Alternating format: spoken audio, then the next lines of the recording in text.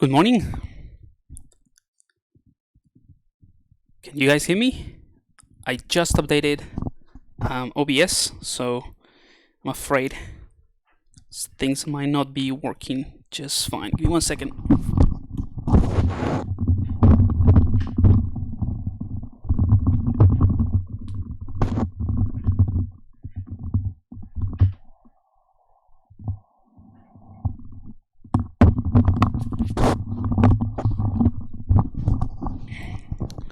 All right. Let's have a look.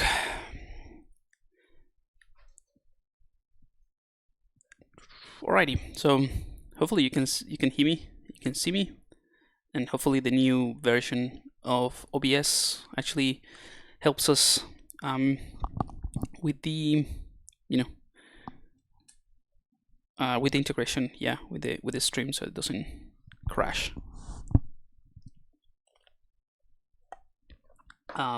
Hey Randy. Good to know. Nathan, how you doing?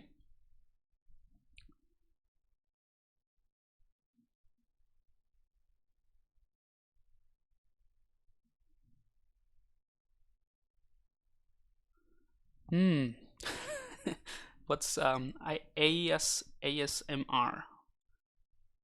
What is that? I'm not sure about that acronym. Never heard of it. Maybe the testing thing. Testing. I guess that's what you're referring to. All right. So today my alarm went off and I didn't hear it, so I woke up just recently, so a little bit sleepy, more than all days, but NVM, never mind. I got that one. Alrighty. So today we are going to be working on this guy. I haven't done anything new apart from anything new after what we did in last stream. So it's basically where we left off. I'm just thinking how to tackle this and what to do next, because there's a few things that I'm not entirely happy with. So let's have a look.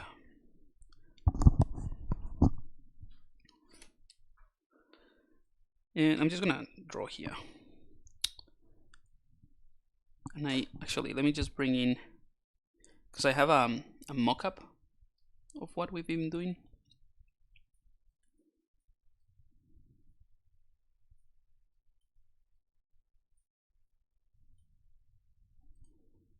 So I use pure ref. You guys can see, yeah. So I use pure ref just to keep track of the progress that I do as well. So this is essentially what we did last time. I painted over these details, which is what we end up doing at the end. That's kind of like redundant, but you know what I mean. All these details, we managed to do that in the last stream. Here's just a quick keyshot render with different materials to get a sense of how this is working with the volumes. If you have the opportunity, like if you are actually maybe following along, or you're taking notes for your projects as well, this is actually something really good to do, because if you're using a matcap material in ZBrush, the lighting is already baked in, right? Even if you use just a standard material, the lighting might not be exactly what you see when you go into a more a PBR render, a physically based lighting render. So what I do during the process is, even at this stage that is super sketchy and just blocking in the stuff, I send things to Keyshot, to Maverick, to Marmoset, anything that I find like quick and easy.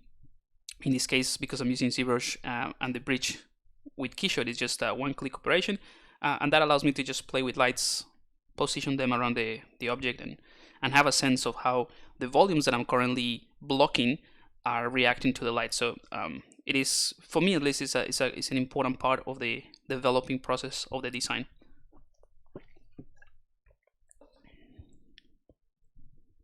All right, so basically that's what we're doing. And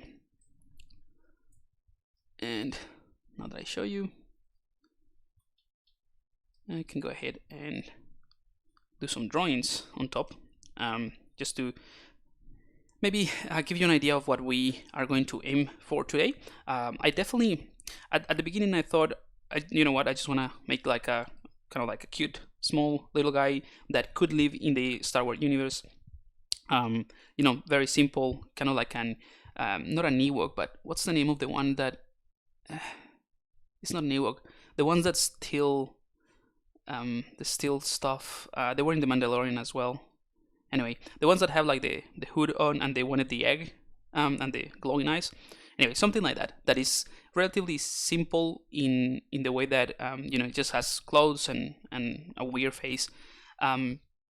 But then I thought, you know, let's give this guy a little bit more of a an intellectual role, kind of like the guy from as well, the Mandalorian, the mechanic, the I have spoken type of guy. So in order to do that, I think in terms of the design, we need to add a few more elements that make it feel more like he, you know, has the tools or has certain things that that will help. So with that say, hopefully what I'm going to do makes sense. A couple of things that I want to fix and I want to, you know, update of the design. Hang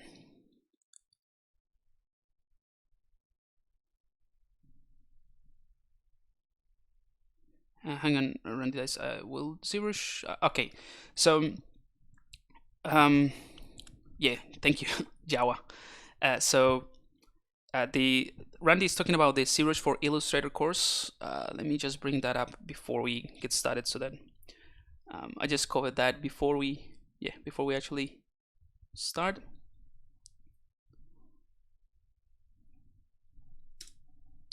And I'll tell you all about that very quickly. So if you go to the 3D Concept Artist website, right, that's my other website.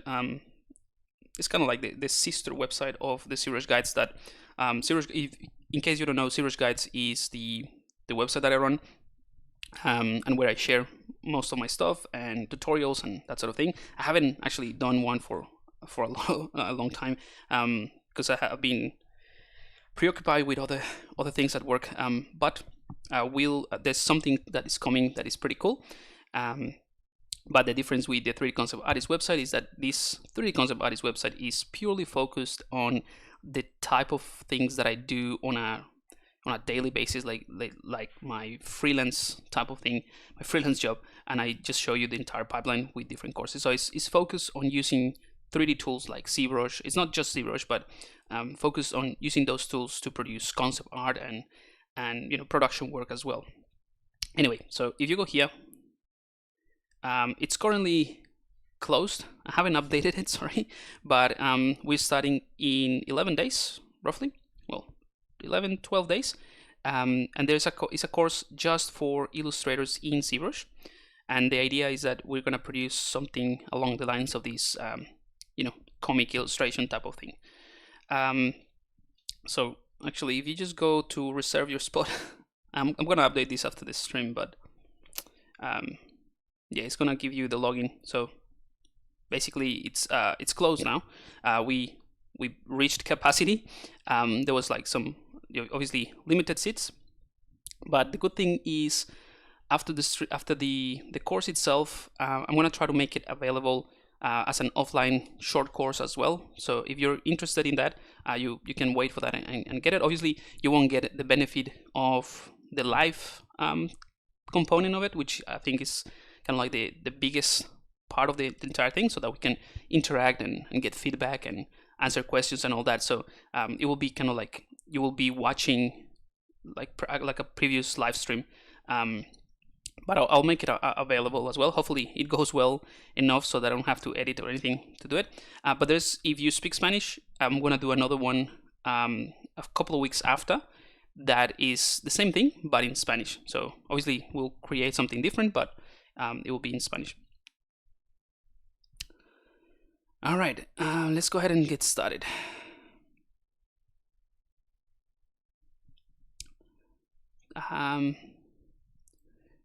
So do you hate Blender? I'm not.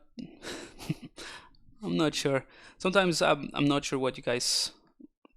I'm not sure if I'm missing comments, but sometimes hard to keep up.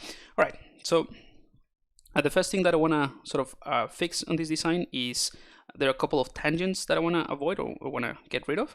So for example, this corner here, if you look at the guy from the front, which I, probably is going to be kind of like a standard view of the character, is clashing with the foot here. So I don't know. Ideally, you want to have something more like this.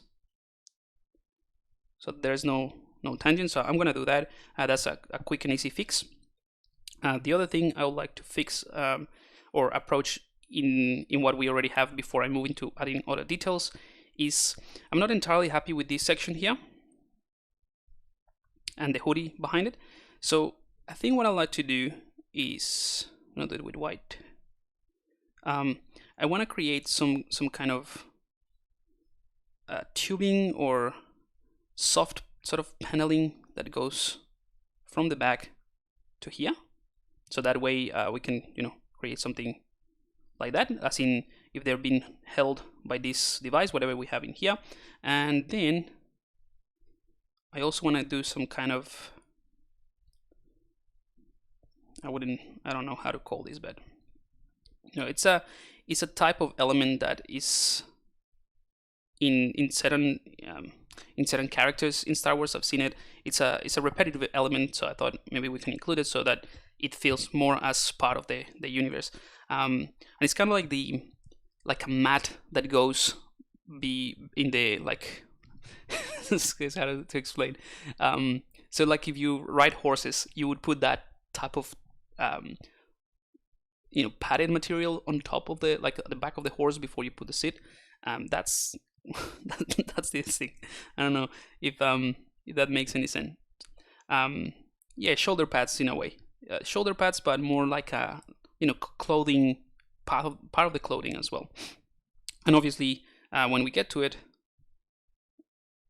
I want to have some kind of pouch here or a few things hanging from this, as if they're like part of the tools or whatever that he uses. And in this area, we can work with something a bit more sci-fi, buttons and whatever else, like the panel that Darth Vader has, and that sort of thing. And maybe we can add a tube or something. So a few ideas to go through, but we're going to tackle one at a time. I'm going to fix the things that I want to fix first before we add anything else. And of course, guys, if you have any questions about the process, put it in the chat.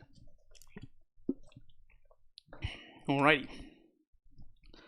So the easiest one to fix, just gonna select this one, and I'm just gonna push this. Actually, I'm gonna enable AccuCurve so that is pointy, so that I get that pointy effect. And this is gonna be much easier to manipulate and to polish once we once we move from this blocking stage. And this is it has a better topology.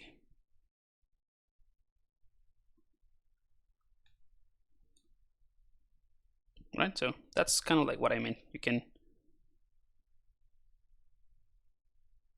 so that corner is not sort of like clashing or embedding in the silhouette. So we break apart the silhouette a little bit more. Let's go back to symmetry, because this area at the top is still symmetrical.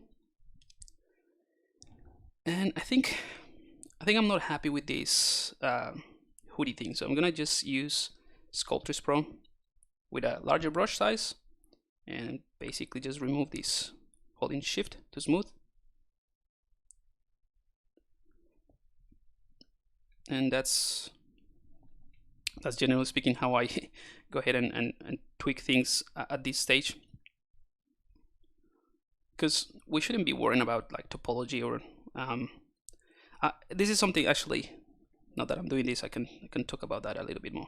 I'm just gonna tell you what I'm going to do, and then I'm gonna, instead of talking about the actual process, I'm gonna mention something that I get asked quite a bit. So I'm just gonna keep removing this or simplifying this so that I can add the tubing kind of like system that I mentioned. And I'm gonna do that with C-spheres. So what I was mentioning before is that I get asked a lot about the pipeline steps in a way, or what should be the steps when you're concepting in ZBrush or when you're creating a character. Should it, when do I use Sculpt Pro? When do I use Dynamesh? At what point you retopologize, you series measure? What if you at some point wanna, add more stuff? That sort of thing. So I thought I can just give you an insight into that. And the insight is, at least for me, is don't worry about any of that. As in, it's irrelevant. You can use whatever you want. Like I use this series measure as well as a sculpting tool, as a sketching tool.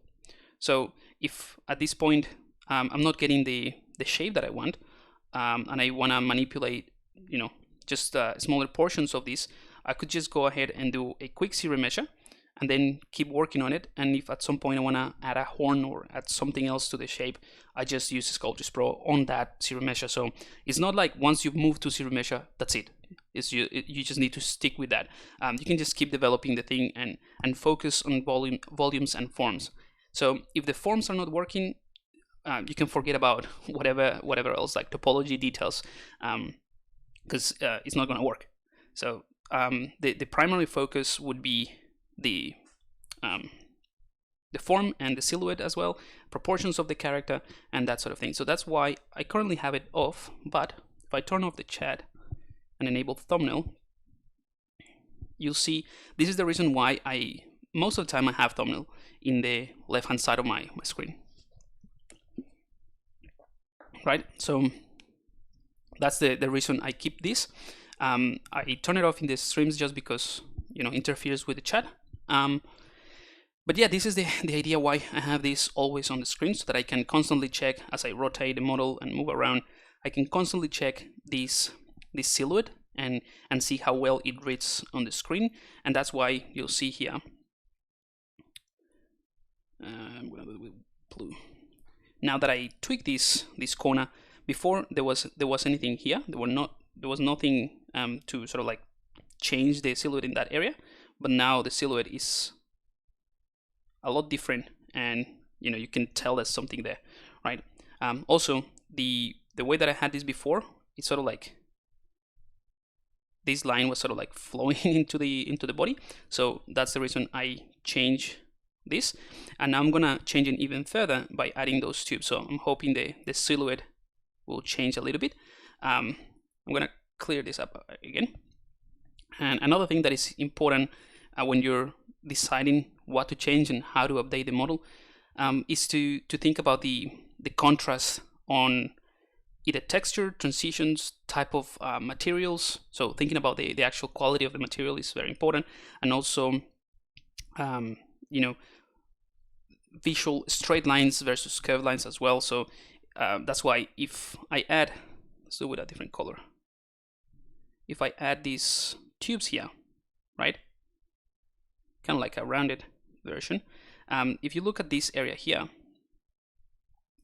it's going to be kind of like straight line, curved line, straight line, and then curved line probably with the arms when I bend them, and the same thing, curve a little bit, straight, and you can play around with those variations, and that adds it's kind of like adding an extra level of believability to the character. Hopefully that makes sense. Let's bring this back on. All right.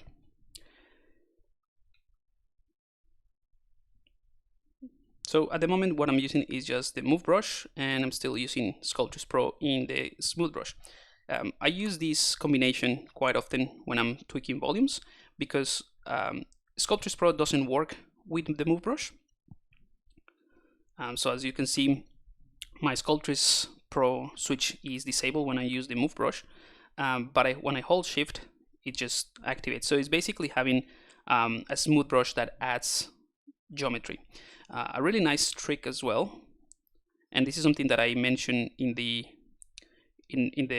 introductory guide to ZBrush 2018, I believe it was, no, 2019. Basically, when Sculpt Pro was introduced, I can't remember exactly the date. You can actually, if you hold Shift to access the smooth brush, you can actually change the intensity back to 0. So when you use the smooth brush, it actually doesn't change the volume, it doesn't smooth anything out. But if you have Sculpt Pro enabled, it actually changes the amount of topology. So in other words, if I, let's say, if I go here, when I enable polyframe, if I hold Shift and do this, you'll see I'm changing topology, right, at the same time that I'm smoothing. Let me undo that, and then if I hold in Shift, right click, and set it to 0, right, I'm actually changing the topology, but you can see that I'm not destroying the volumes, or I'm not smoothing anything out, right? So this is a really easy way to maintain the volumes and change the amount of topology you have in certain areas to then sculpt. So if I reduce my brush size, that's going to be more evident. I'm actually smoothing, but, well, not smoothing, using the smooth brush as a kind of like a topology brush or a resolution brush in a way. So now I have plenty of resolution, but I haven't changed the volumes. So let me go back to what I was doing and set back to 95 or something. All right, so let's do the tubing thing. For that, I'm gonna go ahead and append a C-sphere. The difference between append and insert is, by the way, if I click append, it will just going to ZBrush is going to add anything that I choose at the bottom of the subtool list. If you choose insert, it's just going to put it right below whatever tool you are using. So you just want to, it's just a way to manage the order of your subtools. I'm going to make sure that I have symmetry enabled so that when I move this subtool and scale it, it keeps this in the center. So I'm just going to scale it like so. Put it here at the back somewhere. And then go into draw mode. So I'm going to click and drag. If you hold Shift when you clicking and dragging, the size of the C-sphere that you add will match the size of your brush. So you see my brush size is roughly the same size as the C-sphere. Just gonna move this a little bit, and I'm gonna repeat the process, but this time I'll show you. So click and drag, hold Shift, and I maintain the same size. And now I'm gonna take this, put it around maybe there. Let's start with the ones at the bottom, or like closer to this collard. And then you see this is a straight line, and then I can just go ahead and click once in the middle. And because this new C-sphere, just clicking once is in between two C-spheres that have the same size, it's just gonna add one that is exactly the same.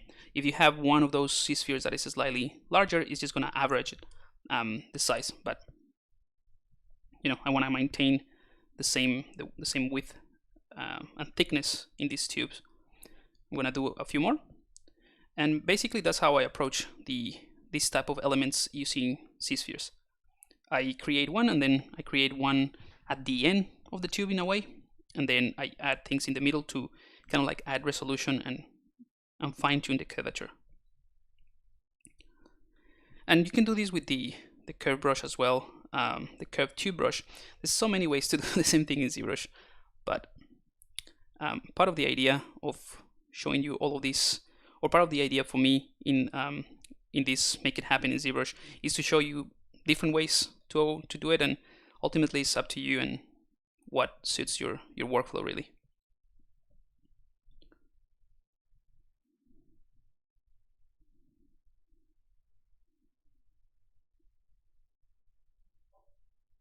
All right, so hopefully now this gives you a better idea of what I'm aiming for.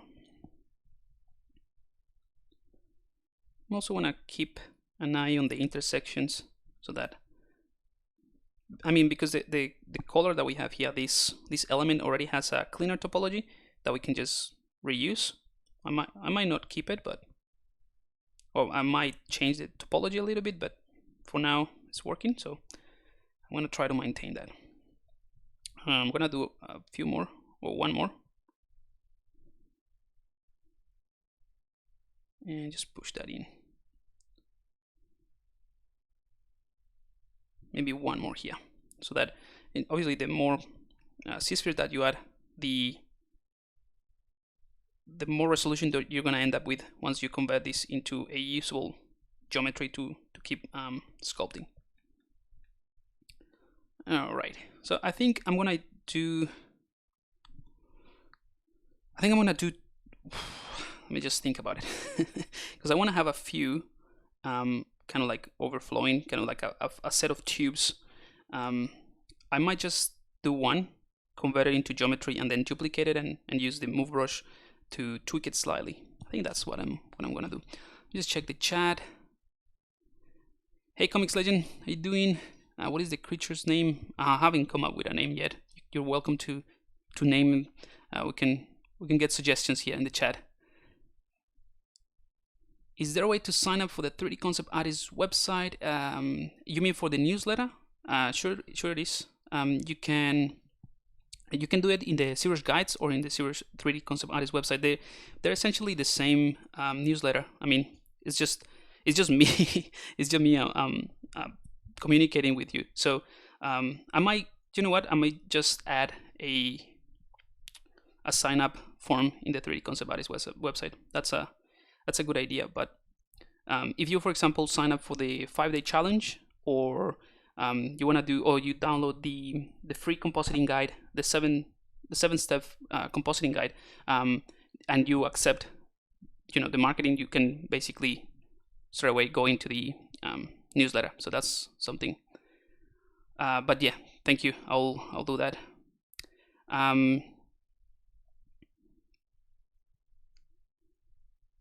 Can you reposition the silo to another position of the screen? The silo. Not sure what that is. The silo. Can you explain in future tutorials the process of exporting UV's color render from ZBrush to Keyshot, and how to work in Keyshot, skin, etc. Yeah, I might cover that on the website. Not in this stream. This stream is reserved purely for working within ZBrush. Obviously, it's a Pixologic channel, so but there's something else that I can show you in using Keyshot probably. I just need to go through a lot of other stuff that I have like in the list of in the to-do list basically.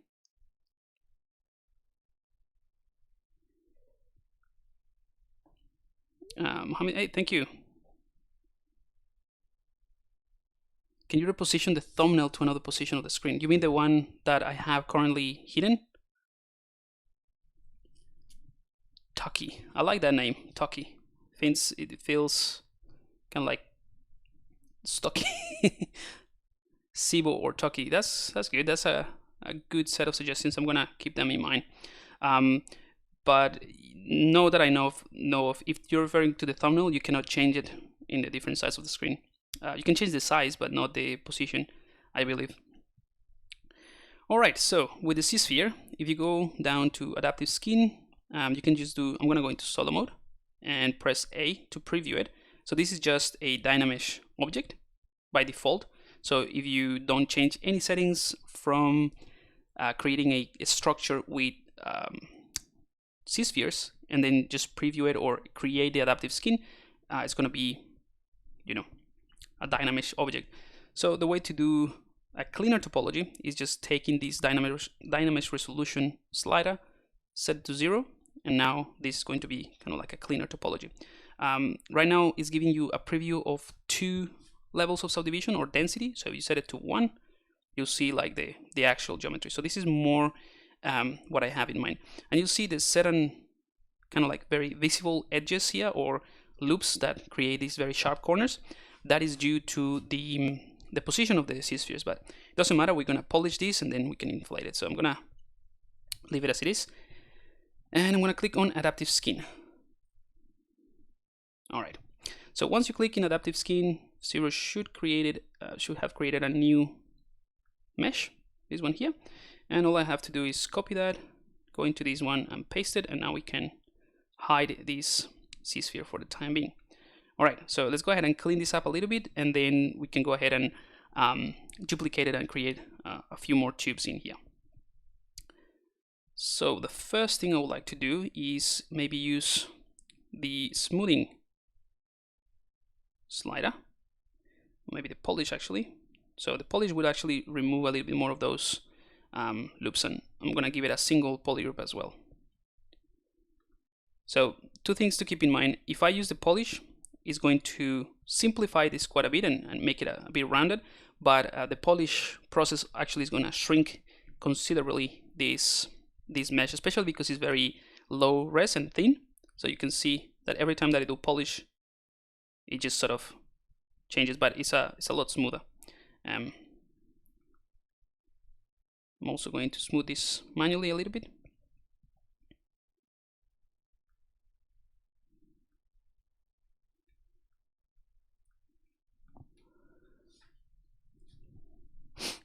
And now I can bring everything back, and I can use the inflate slider to get it back to the thickness that I want, right?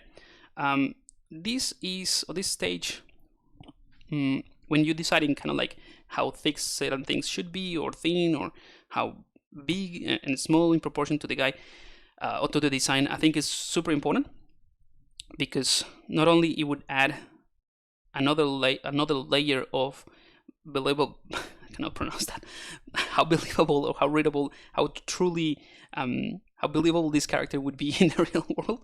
So it depends on certain things and little details like this. So for instance, if I make this thing like really thick, it just doesn't feel as if, you know, if it is something that this guy could manipulate. And if I make it too thin, then it's like it doesn't add much. And when you're using certain elements to help you indicate the size and the proportion of the character, those little details play a big part or a big role in it. So if I create like a little pouch, or if I were to take these straps, this one, and make them really thin, and then make this also really thin, you could potentially see this guy as a larger creature than what it is, right? So if you have a human scale next to him, those little details will play a role into how people will view or read this character. So at this point, the size of the details that I'm adding actually are affecting how you read the entire, you know, scale of this character a little bit. So for instance, if I go ahead and increase this quite a bit, you know, it feels even smaller. But that's what I'm going to do, something like this, but with more tubes. So more of these ones. And all right, so I'm gonna duplicate this and just work separately. I'm gonna use the gizmo, and this is what I'll do. I'm going to turn off perspective so that I can move it right in this axis and push it. I'm holding Alt, by the way, just to reposition the pivot. Right now these tubes live in the same space, and then I just move this up a little bit and then rotate it from this point.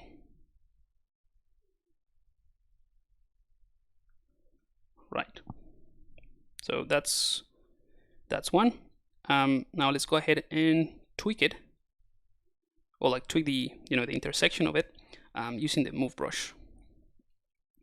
So I'm gonna use move without anki curve, and I'm gonna use a large brush so that the deformation doesn't look as obvious, just to try to maintain the tubular nature of this.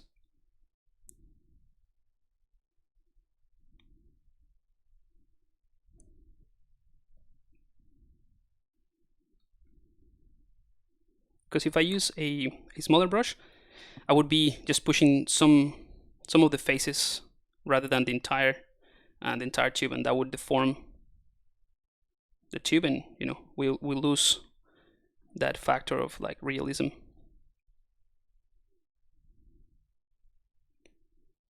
And we'll deal with how these things integrate later on, but for now I think that works. and we might add a new one as well. And this one, the original, will be kind of like hidden a bit. So let's go ahead and maybe duplicate this one. And I'm gonna rotate it down. Maybe push it forward a bit. Let's see how we go with this. This one we'll have to use a larger brush because we're gonna tweak it even further.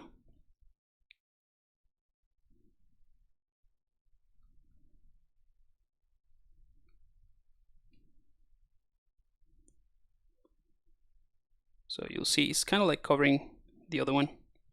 Not entirely, but I like this sort of, you know, breaking symmetry or, you know, changing these lines. So let me see if I can explain this a little bit better.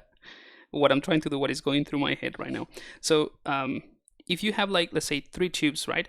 And then you just go 1, 2, 3, 4, oh, sorry, 1, 2, and 3. Like this, it might work, right? And that's kind of like something that I'm planning to do in terms of like a pattern for the pads that I mentioned here around the shoulder, or the shoulder pads.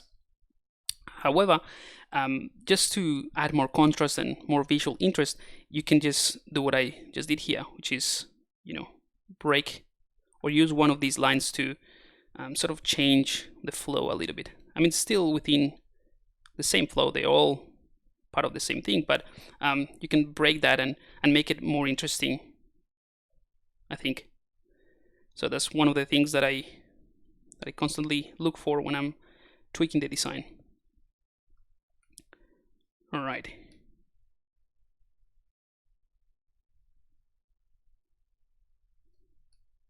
Push this slightly.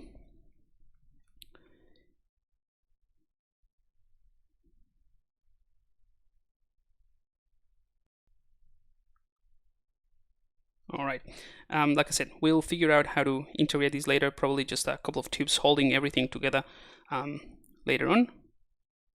But I think I'm happy with this. Maybe I push this too much.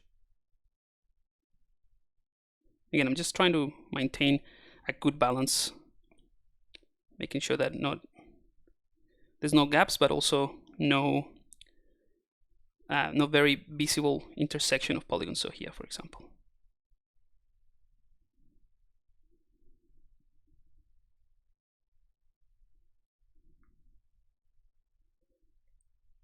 Alrighty, so now that we have this, we can go ahead and just merge all of these ones together. So merge,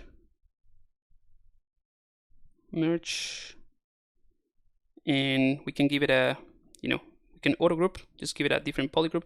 So although now we have these within the same subtool, if I use something like the move topological brush, I can just manipulate these tubes independently, just because they have different polygroups. And well, not because of that, just because of that, the move topological brush actually respects topology. So because there's no continuity on the tubes, even if I have the same polygroup, it will work just fine. Okay, just having polygroups allows you to do other things like, you know, hiding some elements, masking them, invert the you know, the hidden selection, invert the mask, and then just continue working like that. So it's good to keep those polygroups. I'm going to enable dynamic for this, and you can see kind of like a smoother version of this. And now we can use something like the move brush, like I mentioned, just to further tweak this, because obviously the tweaking that we did just before was done in a low resolution mesh that is not going to be the end result. So this one, having dynamics of division on to tweak this while you keep the lowest resolution, helps you to you know, fine-tune the placement of these in a you know, more realistic way of how they're going to end up looking anyway. All right. So I think I'm happy with this kind of like scarf thing. I think it works better than the hoodie that we had before. Let me turn on the thumbnail. Yeah, I think I'm happy with this. All right, now what else? Let's go ahead and do the padding. If you have any questions about this, let me know.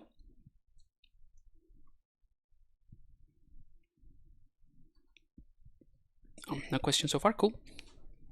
So the way that I'm going to approach the pads, the pads here, would be probably just using extraction and then just tweaking things. That might be a way to do it. Again, there's so many ways to approach this. Yeah, I'm just gonna use the existing topology that I have, or the existing meshes that I have. So I'm gonna do it with the arms, and I'm gonna use the mask lasso,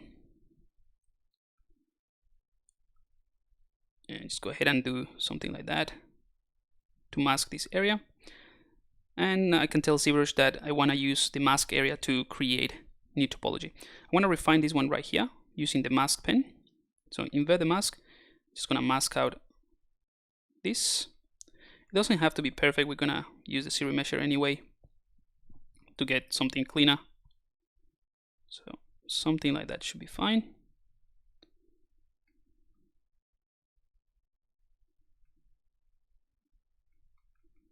Alrighty. Now we can go ahead and use the extract function. The good thing about this process is that you can just click extract and see how it looks with the rest of the model. Right now, I think it looks good. And then you can just click accept, or you can change the thickness. Now, in this case, I want to start with something cleaner, so that it's easy to manipulate and, fit it within the rest of the tools or the subtools. So I'm going to change this to 0. So when I create it, it just looks like this kind of artifact.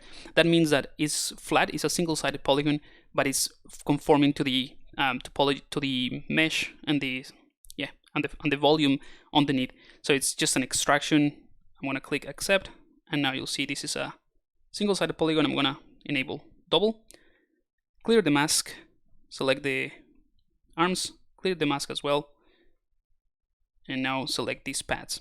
Now, the topology is not great, but we have this border and it's a single-sided polygon, so we can simplify this quite a bit. So I'm gonna go ahead and use polish and polish features, polish crisp edges, and I think this works fine to get started. And then I can use the series measure to simplify this even further before we add thickness or anything else. So I'm gonna make sure I want to turn adaptive on, because there's no adaptive usually is something if you have very different set of details. So for example, for a face, I would use adaptive skin, because what adaptive means is that there's probably going to be more topology around the face area where you have some or like mouth or eyes, where you have more details, that in the back of the head it should be a little bit more rounded with less crevices. So adaptive will work better in that sense, but in this case is pretty uniform. So I'm just gonna click on half, series measure, that's it, and we have a pretty good result. We can do a few more just to keep refining this. Sometimes, let me just undo that. Sometimes for these simple organic shapes, it might be easy to use the legacy algorithm for series measure, which sometimes I find it to be really useful in more organic stuff. So the series measure 3.0, which is the button that you have here, uses the latest version or the latest algorithm for series measure, and it is fantastic for like maintaining edges and more hard surface stuff. But I sometimes find that this legacy works really well for organic stuff, and that's one of the great things about the Pixologic guys. When they develop these things, they're very conscious of pre-existing workflows.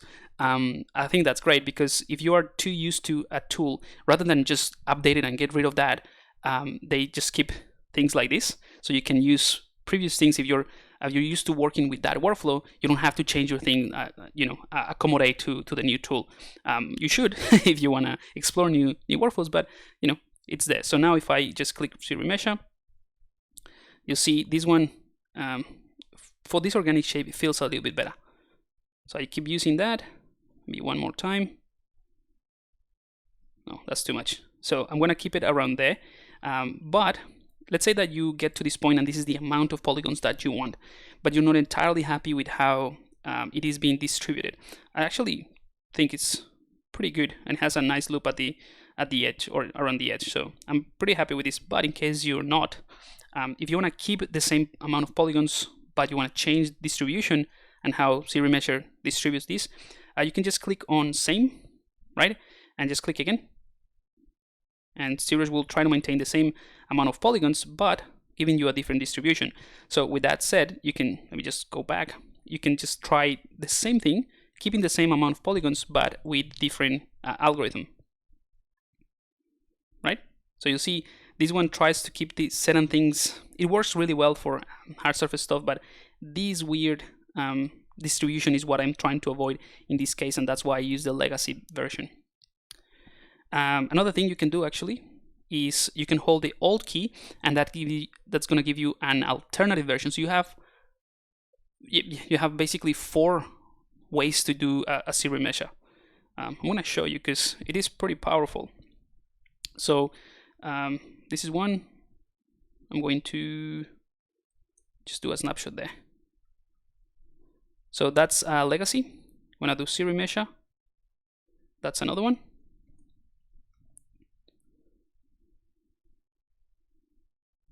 Now I'm going to hold the Alt key with legacy. So I'm going to enable legacy and hold the Alt key while I click series measure. That's another one. And then I'm going to turn off legacy, hold the Alt key, and do series measure with the new algorithm. So as you can see, it is, you have 4 options to do the same thing to get different options. So it's like a super powerful tool. Just so you know what I did there. So see remeasure.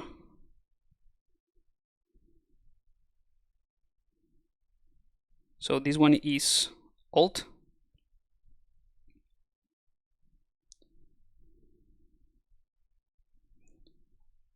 And this one is legacy. And this one is legacy.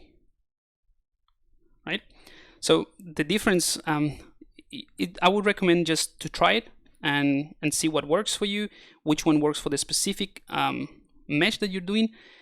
There will be it's one of those things that unless you try until you tried with the specific mesh, you wouldn't know exactly what to do or which one to go for. You can have an idea, like I just did. I knew that the legacy would probably be better for this type of thing, but actually I'm happy with the alternative version of the latest version of this series measure.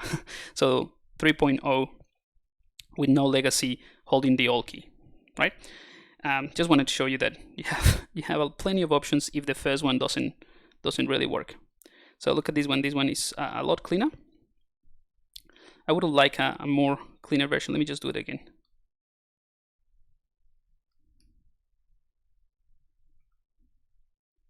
Or maybe I'm just going to go back to the legacy. Yeah, just because the loop here is a little bit cleaner. You'll see I can go ahead and actually use the select lasso and hold Control and Shift, click on the loop, and I just hide this, give it a different polygroup, and now you'll see I have that nice border, and that is the result of using the legacy without the Alt key, right? All right, let's go ahead and move forward. Let's see if there's any questions about that.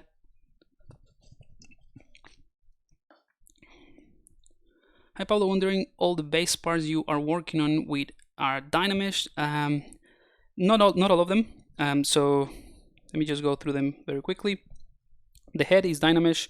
These tubes here are not. They're already a base mesh that I'm using dynamic subdivision, same as the straps. And this cube here, well, this cube is just a cube. It doesn't have anything else. The rest of the tools are Dynamesh. So Dynamesh.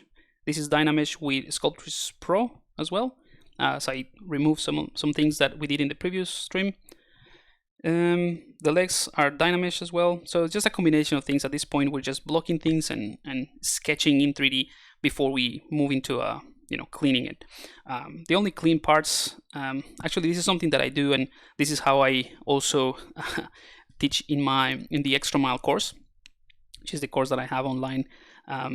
I have this little trick that, well, it's not a trick, it's just how I tell the students as well to do it as a way to remind you where you're at in the process. And it's very simple. It's just a way, it's just simply adding a color so that you remember. So let's say these ones have already a clean topology that I'm happy with. We can just, fine tune it even further, but I can take this to a blue color and just go fill object. Same thing with this, fill object, the tubes fill object, and let's say this one as well. Well, this one is going to change, so I'm going to leave it as it is. And then just go back to the original color. So I know that anything that's blue is it's closer to refinement. The rest is just very sketchy. So that's just a simple way. All right, let's take this one, the paths.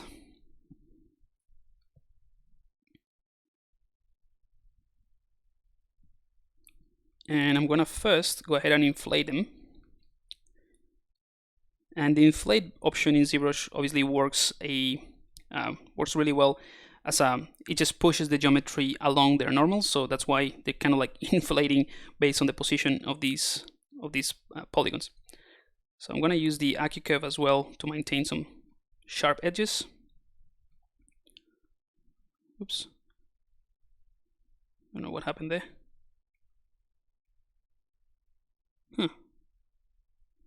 Let's do that again, inflate.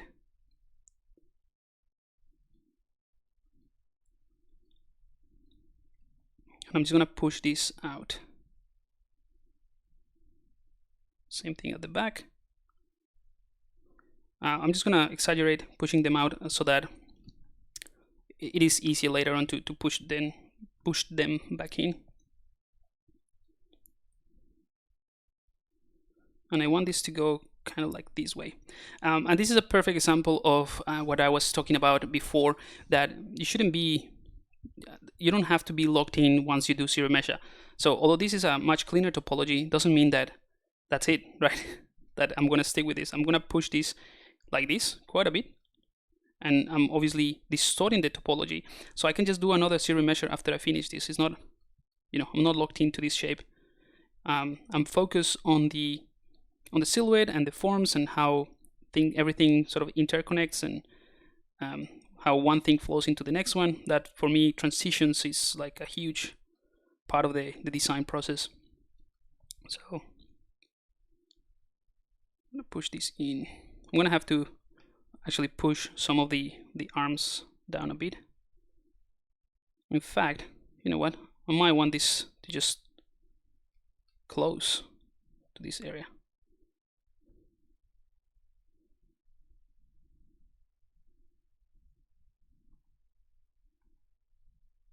Right? So let me just do a quick check how things are working. I don't want any intersection here.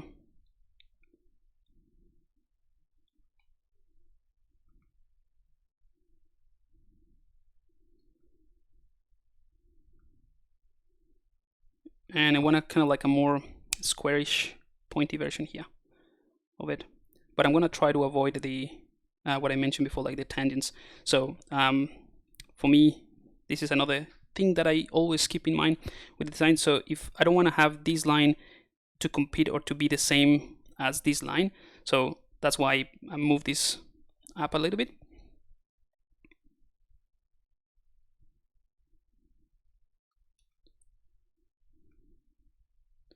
Let's take the arms and push them down so there's less intersection there. All right, so now that I have this this mess here, it's not as clean as before, and of course we need to make sure that this is the same. So we can just do mirror and well and smooth that out. It's not great.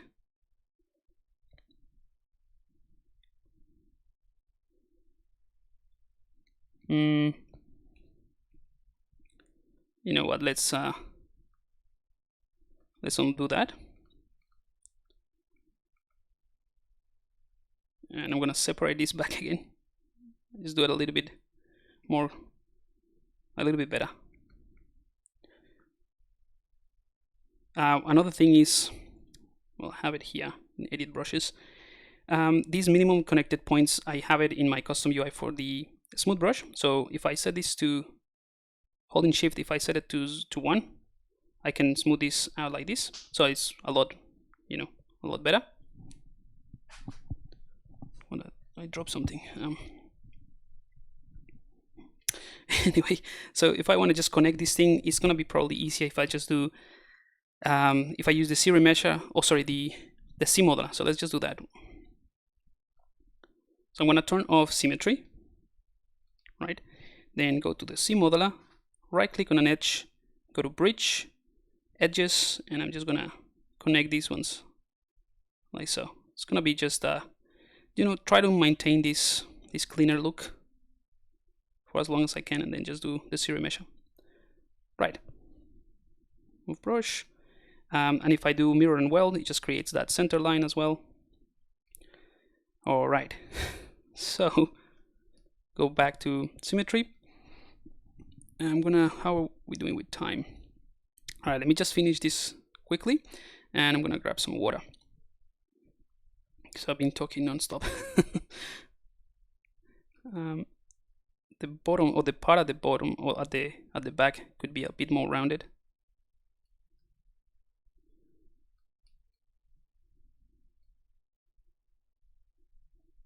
Just trying to stick it out like this. All right, there we go. And of course we can take this strap and just push it out. And this is why, you know, if we keep everything very loose at this stage, we can make these changes very easily without worrying too much about what we are destroying, because everything is meant to be. I mean, this kind of like the idea with ZBrush for me is like the freedom that it gives you to decide these things straight in the 3D world is just fantastic. So that's why I don't worry too much about the topology and any of that just yet.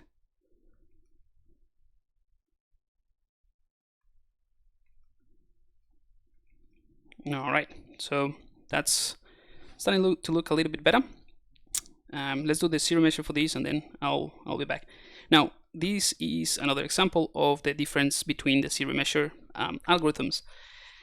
Because this one has this pointy look, or this pointy edge here, what I can do is actually, let's just try it as it is. I'm gonna keep the same amount of polygons, and then just do the series measure, and ZBrush Pro is gonna try to keep this corner a lot better. Now, if I undo that and try the legacy, this corner, this is still pretty good. I thought it was gonna be harder. Let's try the legacy. I'm gonna smooth this corner. This is another thing, by the way. Let me just set the smooth brush back to 3. This is another thing that you can, you know, smooth and tweak the polygons a little bit while you do the series measure. So now this gives me a better way to interact, especially in this corner. I'm gonna do double just to see if I get a better result, and I can just, you know, play around with the position of this a bit more. So my point here is that you can use the series measure as another sketching tool. Just playing with the different legacy version, old, legacy, you know, try to refine this as much as you can. I think this one is actually pretty good. Like if you look at the back, this is actually a really nice topology, or working topology. Is just here it's a little bit weird, right? So you can just go ahead and edit this manually, or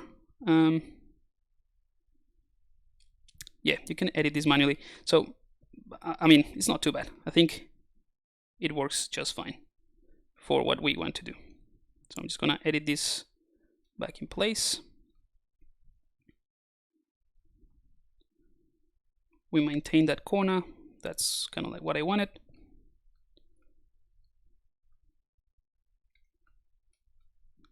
Push this one back.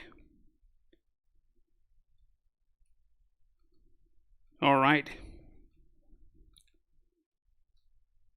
Turn this off. So that's looking good. We can give it a bit of thickness in just a bit before, or we can just decide how to, you know, how to run this. I'm going to show you another way. I'm going to duplicate and show you another way that we can have control over the topology of this, and basically decide where the edges go and all that, and the loops. And let me just check the chat, and then I'll take a quick break for some water. What is the most things students struggle with in your course? It's hard to say because in the course, in the extra mile, you know, we have people from different skills, different backgrounds. You know, we have students that are meteorologists. It's a heavy word. Arborist. You know, like it come from different industries, from the toy industry. So it's very hard to give you a specific answer for that. The great thing is that whatever you struggle with, we do live sessions, we do student feedback, and the community that we have, the private community, is fantastic. We have people that have already gone through the course and have like improved their skills like dramatically, and they already know some answers. So they it's not just me giving feedback or me answering. We have like a whole community giving really good criticism, really good feedback. So when people struggle with certain things, is, you know, they usually figure things out very rapidly, and it's just great. Question: do you know why when I mask a part of my Dynamesh and I do an extraction, I'm getting a crease on the edges? Yep, that always happens. It's just a way to maintain that edge, but it's simple to get rid of. If you want to get rid of, just go to the crease menu, and after you do that creasing, after you do that extraction, just click on crease all, and that should get rid of it.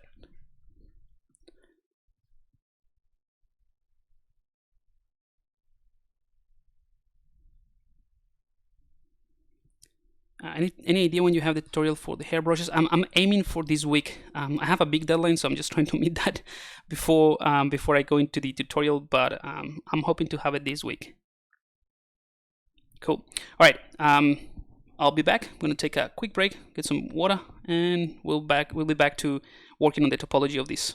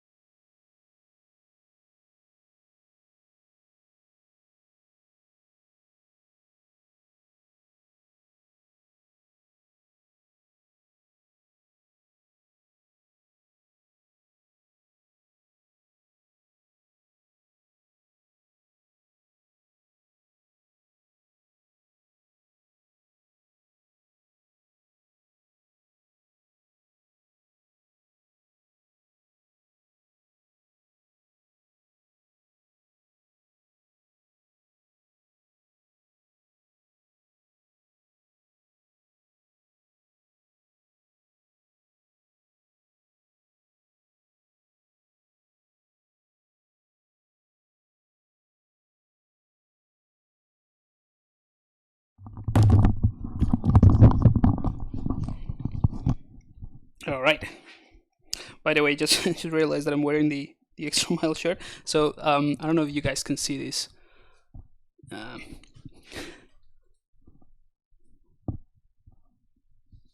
you see this guy? So this is the character that we do, that I show you how to create in the extra mile. But I just realized, I just remembered that in the ZBrush for Illustrator course, I'm actually also give you some tips on how you can turn like a ZBrush sketch or an illustration like this into a printable content. So you can create your own shirts as well, which is kind of like pretty cool. You know, totally outside of what we're doing, but just remember.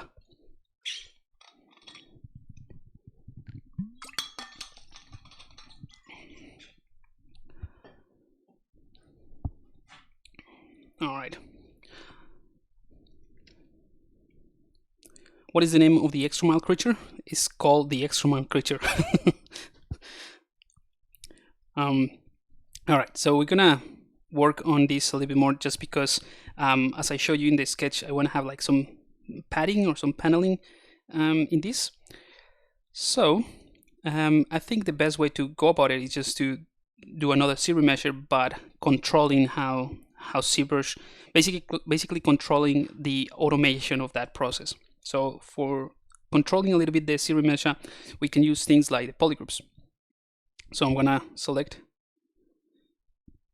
the borders, assign a polygroup, right? So now the entire border is having the same polygroup. That's great. I might also want to use this C modeler. I don't know if this is going to make any changes or any visible change, but I'm going to slide the entire edge loop just to make this this edge a little bit narrower. Something like that. Alrighty, and then for this one, whoops, what I'm going to do is basically slice it in the way that I want to create the lines. Where is it? So holding Control and Shift, I'm going to use the slice curve. Holding Alt. So you can hold the Alt key to generate a curve or like a Bezier curve like that. That's what I'm doing at the moment. And you can also place or press spacebar to reposition the curve. I'm using symmetry, but this doesn't work with symmetry anyway, but it doesn't matter.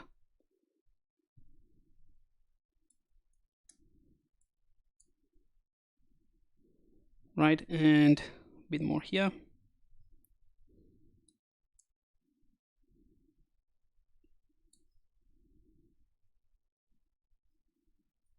All right, so that's roughly what I want, just to have a set of panels like this, or padding. I'm gonna mirror it and then mirror and well. Oh, whoops, I forgot I had the, yep, I forgot that I had this. Yeah, all right, let's go back. I forgot that I had it hidden. There we go. Let's do it again. So Control, Shift, this one. I'm not too worried about the border. We can just do that afterwards as well. I'm more interested in the paneling effect that works rather than the border, because actually the border could be, oops, in all honesty, now that I think of how to approach this a little bit again more thoroughly, what I'm thinking is that this whole piece could still be a single-sided polygon, and then we can just use the border kind of like curved tubes to make it look like it has thickness, but it's actually, you know, just a new geometry on top of it. But we can still do something about it. So mirror, mirror, and weld. I want to do. Actually, I like this one as it is.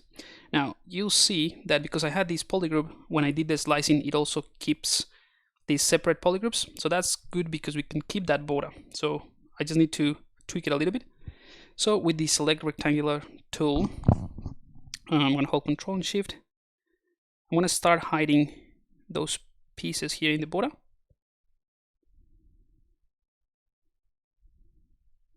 There we go. Invert, Control W, and now we have a single polygroup there. This might be a little bit of an issue here, so I'm just going to hide this. Give it a different polygroup and make sure that it's part of this one. The rest seems to be fine. All right. So if I turn off the line so that it's easy for you guys, this is how the paneling looks. And again, we did it on top of a series mesh. You could have done it in Dynamesh. You could have done it with this already having thickness. different ways to approach it. I think this one is just easier because having low res or a low mesh using the ZBrush allows you to manipulate things a little bit faster, and then you can just do these type of things. Of course, the topology is now destroyed, but we have these polygroups that we can use as a guide for the ZBrush to give us a new topology, but following these lines or these panels, which is great. And I'll show you how to do that. Topology ZBrush. All right. So if I just go ahead and I'm gonna go for double, just because I think we're gonna need more polygons now that we have more subdivisions to describe this shape. But if I just click ZBrush, we're just gonna get this. So what we need to do is keep the polygroups. So I'm gonna click on these keep groups, and then if I enable keep groups, this slider also gets enabled. So this slider smooth groups is basically to smooth the difference or the line between the groups. Right now it's pretty smooth. So if I hold the shift key and smooth this, it's not very easy, but maybe here. See how it just became like all weird and stuff, and all the triangles that were created when I sliced the mesh are more visible. That's what ZBrush does. It smooths those groups before it creates the ZBrush. So if I undo that, right, I'm gonna make sure that this doesn't have any smoothing, because again, they're very clean already. This is something that you would leave at 1 if you're coming from a Dynamesh object. Maybe I'll just show you that, because it's kind of like an important distinction, and it helps in the in the workflow. So I'm just gonna show you that.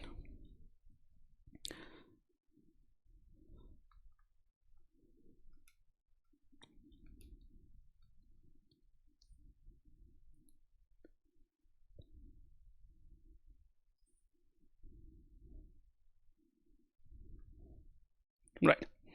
So if you have a Dynamesh object and you have these polygroups, and you go ahead and do the same thing. If you go keep groups, but you have this at 0,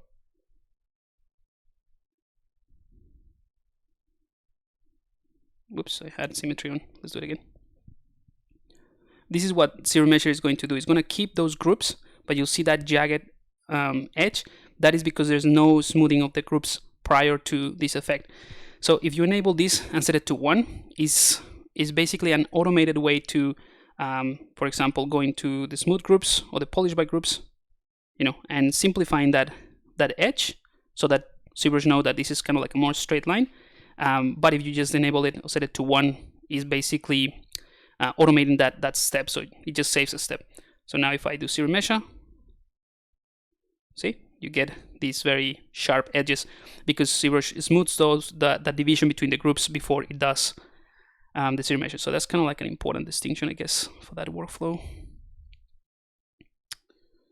All right, so now with that said, because like I said, we already have smoothing in the groups, I set it to 0. Let's do a ZBrush, see what we get. Not too bad, just here a bit of a problem. So something we can do very quickly. Let's see if this works actually. So I'm gonna enable Sculpt Pro, and then just add a bit of topology here.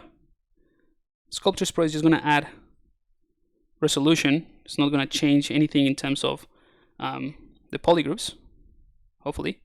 Let's see if this works. If not, we'll just go back, try something else. Or it might crash. Yeah, so that kind of like fixes it, but I think we can do a better job by just tweaking this. Let's say, there we go. So the difference between what I did just now and before is just I hold the Alt key for the ZBrush, so using one of those alternative methods. So everything looks really nice except this one is kind of like horrible. So what I'll do is keep this at double, do another ZBrush keeping groups, try to improve this polygroup. I don't know why it's giving me such a hard time. Keep it at the same. Let's try the smooth groups. Nope. All right. let's think. Okay, might be a problem here as well, so let me just undo that. This one is actually not too bad. We can just clean it manually. It will be actually faster than hoping, because everything looks really cool. I mean, the topology is pretty, oops, it's pretty clean now. So the only awful area is this one here, but we can change it manually. Let's do that. So C modeler, and I'm gonna remove these polygons, these polygroups or polygons. Right click, delete that. I'm gonna right click on this point and use the slide tool just to slide these points a little bit. There we go. And I need a couple, so let's bridge this one here. There we go. And here we need just maybe from, let's think. I'm gonna delete this one. Let's actually delete the polygons. I'm just like trying to figure this out as I talk, so it doesn't make much sense right now. So delete these polygons. There we go. Now right click on the edge, bridge. I'm gonna bridge these two, and then this one with this one, and now we have a quad.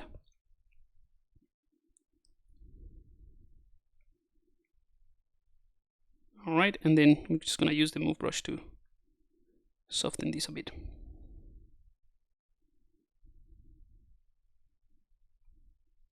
All right, not perfect, but it works for what we need.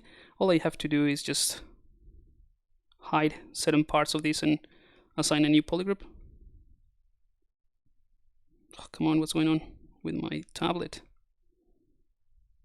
Oh, I don't know what's going on.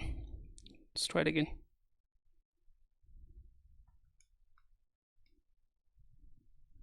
There we go. Now this one, single polygroup, and there we go. Quick save. So sometimes it's just a matter of using the series measure and then manually tweaking the result.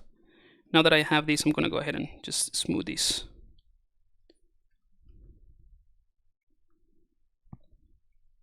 And you can spend a lot of time making sure that this works perfectly fine, but for what I need, this is fine, and this part you won't even see it. So it's all good. All right, so we have a cleaner topology now. We can keep smoothing this. And this is the great thing about the smoothing brush as well, because you have different ways to smooth things. If I smooth this border, I'm not gonna damage the actual border, the actual edge of this mesh, but I can tweak the rest. Oops.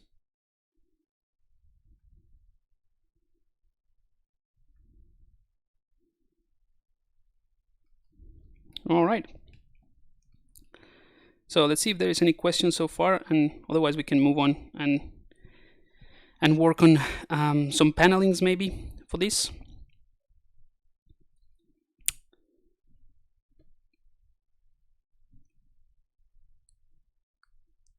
Hang on. What is the name of the extra mile creature? That's cool, nice. What are you making? Are you making a rainbow? No. Oh, Pablo, let me ask you something, please. What about this character anatomy? How do you deal with it in this project? This is just a concept. I mean, I'm keeping a rough idea what this anatomy could be, but there's not a lot of things that you can see of the actual anatomy of the character. There's certain things that I think the best way to answer that question really is when you're working on creatures or more monsters and creature anatomy, is to refer to or use reference to create landmarks that people can recognize in something else. So if you're doing a character like this, if you create certain things that that you will recognize in the anatomy of a human character, then it feels more realistic.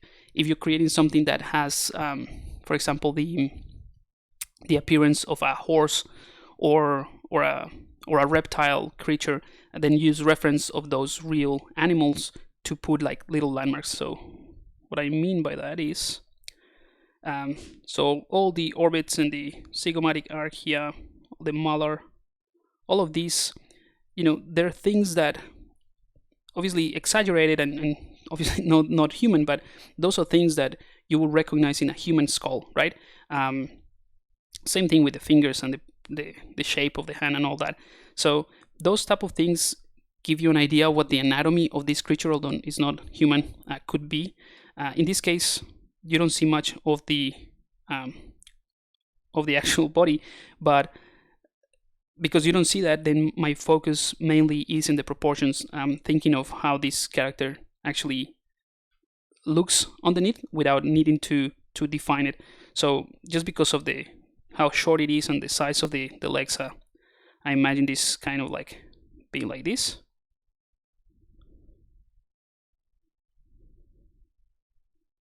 If it was to be kind of like a real human. I don't know if that makes any sense, but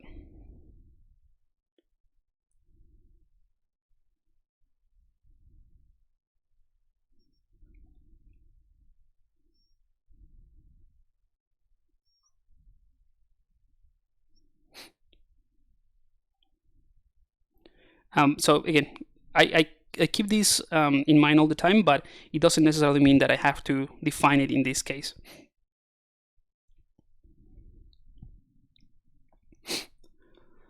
Very nice, cool. Glad you like them. There's one side of my subtool is not showing even when I go to display properties and double it. Flip normals, flip doesn't work as well. Can I fix it? This is a very specific thing. I'm not sure why that is. It should be just a matter of turning on double in display properties, but you might have it. You might have some part hidden. So Control Shift click and drag anywhere in the canvas to double check that. A big percentage of modeling is problem solving. Has there been a moment you were stuck and couldn't find an answer? All the time. Yeah, all the time. All the time. You can, yeah. I get, actually, I think that's a good thing, right? If you get stuck often, it's like that problem solving, like you said, it will make you try to figure out things, and sometimes you have to figure out things and find ways to resolve it within your workflow, and then it just becomes another weapon to your arsenal. So if you solve it, then it's probably something that will stuck with you, so you will remember how to do it next time, especially if you do things that are very different every time.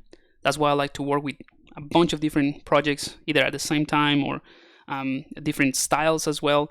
And that gives me the opportunity to figure things out in different projects. So I actually look forward to certain, not let me put it this way, not in production when I'm like under a deadline. I don't want to find problems, but if I have the time, I like to solve problems, and that's how I come up with new workflows, new resources, that sort of thing, which is what I like doing anyway. And that's also, I guess, why I get a chance to test a bunch of different tools as well, because I try to break them. I try to break them and then figure out why they're not working. Is your course still available upon request? Yes. So if you send me an email to, I'll put it here,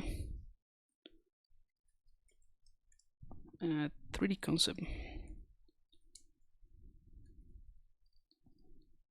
Yep. So send me an email to pablo.munoz@3dconceptartist.com. If you're interested, the course has exactly the same price as the latest enrollment opening. So is $727 US. Gives you access to everything, a single payment, lifetime access, self-paced course. You have access to everything, a huge archive now that we've done with the regular live sessions. So if you send me an email, I can generate a unique link for you. The reason I keep this close is because, again, it's not like your usual online course. I'm just saying it in the way that I'm very involved with it, so I want to control the amount of people getting in there so that I can truly help people that go into the course. So right now, because of the current situation, I'm aware that a lot of people have more time to probably, invest in some learning. So that's why I am opening by request. If you're interested, send me an email. I will generate a unique link for you that you can, that you can use to enroll. But I'm hoping probably in June, early June, I will also open it a little bit more, like for everyone else, that a bit more publicly in a way. But yeah, if you want to join us right now, the better. Okay, cool, very true, awesome. All right, let's go ahead and see how we figure this out for the paneling stuff. So I haven't done this with this project, but I haven't created my original folder, my OR folder. So the OR folder, I use that as an original. And where did I put it here? So I'm going to duplicate this, keep an original just in case. Turn that off. So now I have a duplicate of this, so I can just mess this as much as I want to, and I know that I have this saved as a subtool that I can come back to it. All right, so what I was thinking is to simplify it. Let's say if I want to take this later on into and create UVs for it, I don't want to have thickness, because that's gonna almost double up the amount of polygons and also makes the UVs more of a nightmare. But not really, but it's a bit more complex, and then you have to deal with more textile density. Whatever is shown and whatever is underneath is going to be scaled down in the UV space, and so on and so forth. So what I think we could do is just break this into a paneling sort of thing within a single-sided polygon, and just add something on the border. that's my thinking right now, but I don't know if it's going to work. Let's see. Going to go to Edge Loop, and again, if you're not familiar with certain tools in ZBrush, I'm going to walk you through the process of how I would approach this if I didn't know what they do. So it's kind of like a trial and error, and most things in ZBrush allow you to go back in time, if not everything, right? So except things like when you merge subtools together or when you delete things, but most process in ZBrush allows you to just click, see what they do. If they work, great. If not, you can just undo. So let's say that I go to Edge Loop, and I'm going to create panel loops. So the first thing I do before I change anything is just click and see what it gives me. That's it. So it just generated panel loops. I'm going to hold Shift to smooth this, and right now I have panels everywhere. Oops. But they're not connected. Okay, so kind of like what I want, but not really. So let's undo that. So here, then I can start like thinking about, okay, thickness is pretty self-explanatory. If I increase these panel loops, all right, I get thicker panels. Again, that's really cool. That's kind of like what I'm looking for, but it's still not connected, or individual pieces. So still not there, but at least I know that thickness is very self-explanatory, and it gives me that that range. Polish, it also very self-explanatory. I can just go ahead and push these panel loops. Okay, it is polishing things quite a bit. Just undo that, set it to 0, polish. That's what it's doing. It's just smoothing things as it does the panels. So I think polish of 4 might be fine. All right, I'm gonna click ignore groups, panel loops. Right, so ignoring groups basically ignores the groups.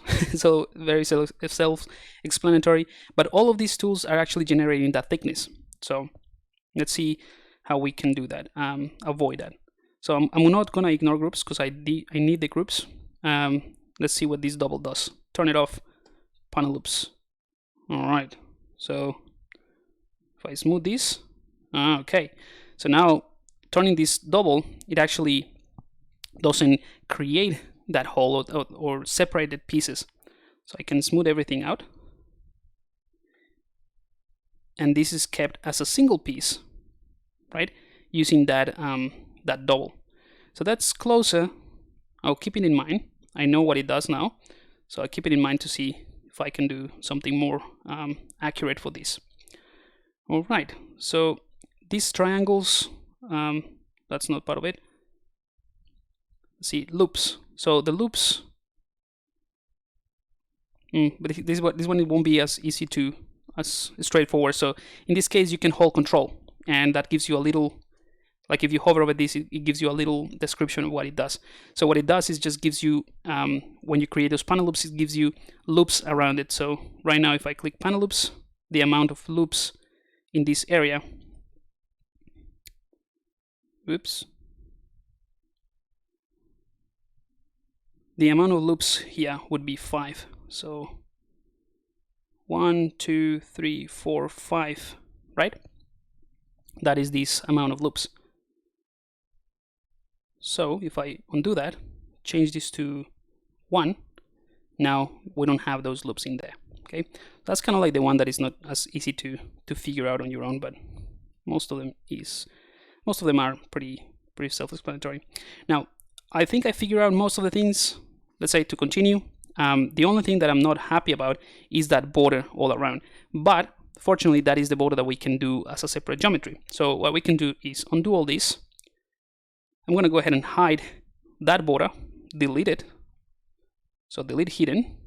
Try this again with the settings that I just did. And that is a much cleaner topology based on what I want. And then I can do that extra mesh. So that's looking good. Let's see if we can actually tweak it a bit more before we commit to this. So undo that. Let's say, where are we?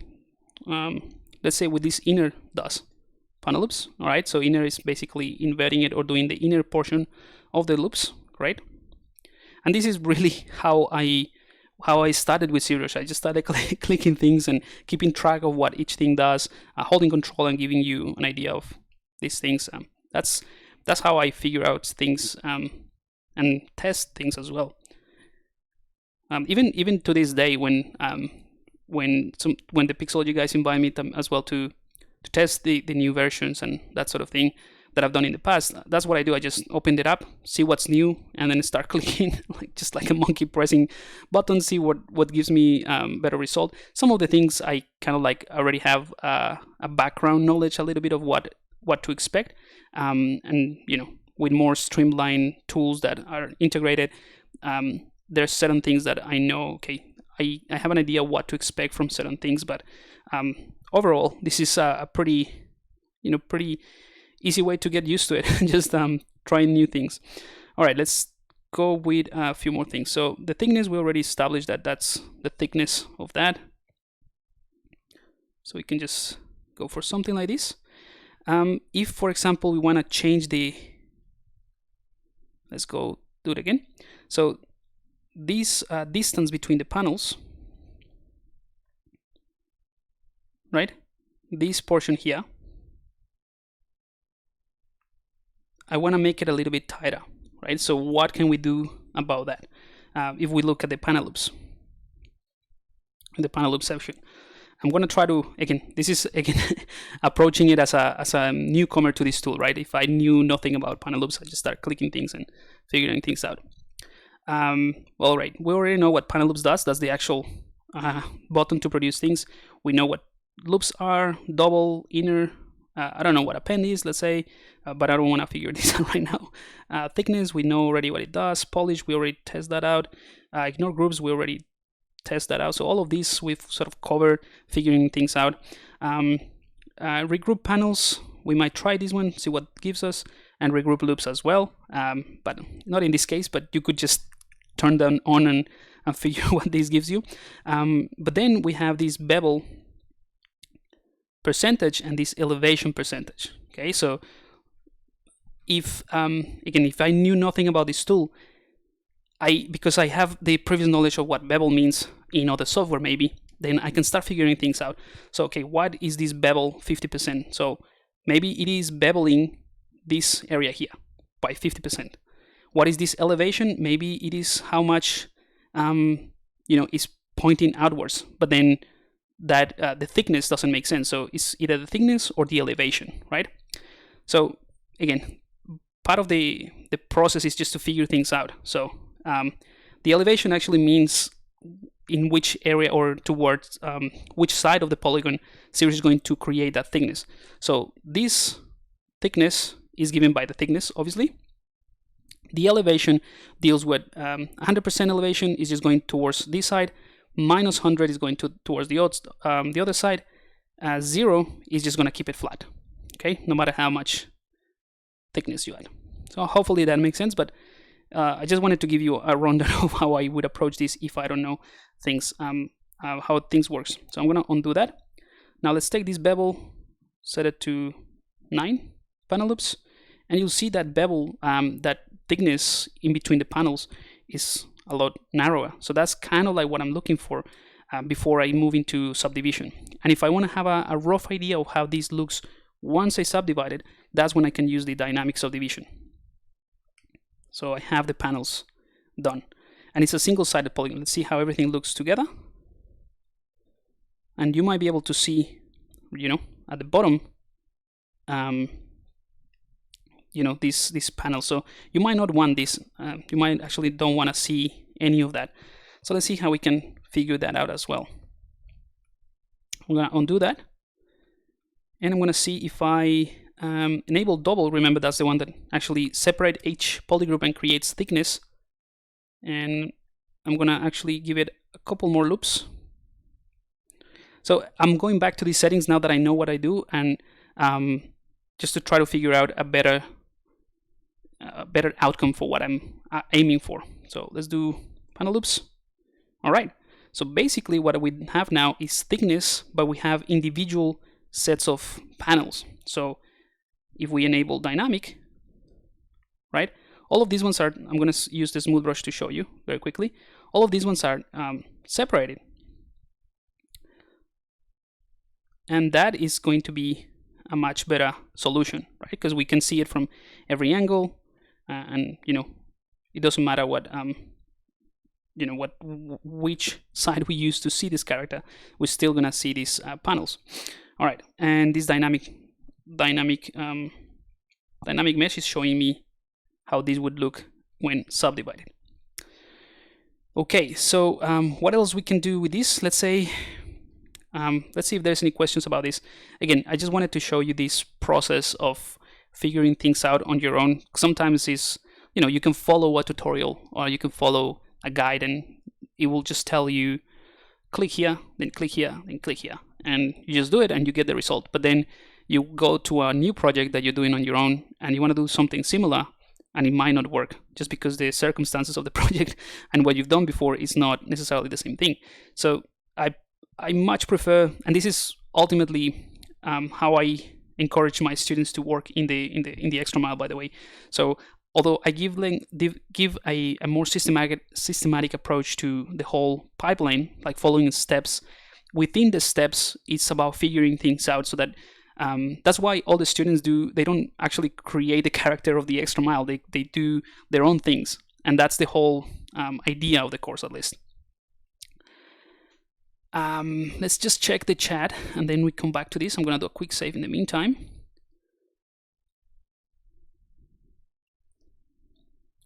Hello. Hey, Sharp Gaming and Plastic. What do you mean by releasing the training more to public by advertising?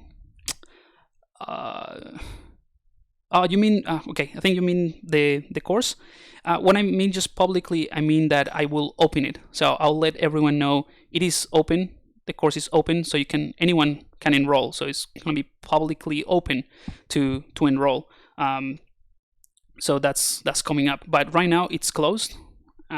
But you know, because of the current situation, if you send me an email to that email that I sent, pablo.muñoz@3dconceptartist, I can generate a link for you to join right now. So if you don't know about this option, you won't be able to see it. That's the difference between public and more kind of like this private way to access the course. I hope that answers the question. Not sure if that's exactly what you asked. This motivates me to try art. Awesome. That's part of the idea of this stream. So I'm glad to hear that. If I wasn't so motivated, aka lazy, I would have a beautiful portfolio with zero's live stream sessions. Fair enough, Mr. Sanson. Good evening. This is Everson from Brazil. Hey, Everson. Nice tips. Cool. Alrighty. So, where were we? All right, so if I enable dynamic, by the way, you guys cannot see that button. Dynamic subdivision is here under the geometry palette. That's all I'm doing, just enable that. And I have these settings here in my UI at the bottom, so you cannot see it. Alrighty. Yeah, so if I enable dynamic, I just see what it gives me. But this feels, you know, a bit too straight, too flat. It doesn't feel like it's part of a, you know, it doesn't feel part of fabric in a way. So the next thing for me would be to smooth this even more and then use inflate to tighten everything together. And of course there will be intersection of polygons and all that. So if for a concept I would just keep it as it is, or as it is going to be. But once you have everything together, you can just do a retopology, manual retopology, and it's gonna be just fine. So I'm gonna go ahead and use polish. Maybe polish is too strong. No, it's not too bad actually. So I just use a little bit of polish to polish those sections. It's not too bad. And then what I want to do in order to close these gaps is use the inflate. Remember that inflate is going to take the normal of the polygons, and just in case you don't know, I know some of the things that I talk in these streams sometimes is pretty basic, but we have people from different levels, so this shouldn't take long. So the polygons, these squares here, they all have a normal, so a direction at which they are pointing. So this one is pointing in that direction. Basically, if you look at the polygon from the side, right? So this is one of these from the side. There is a normal that is perpendicular to that face, right? So if you have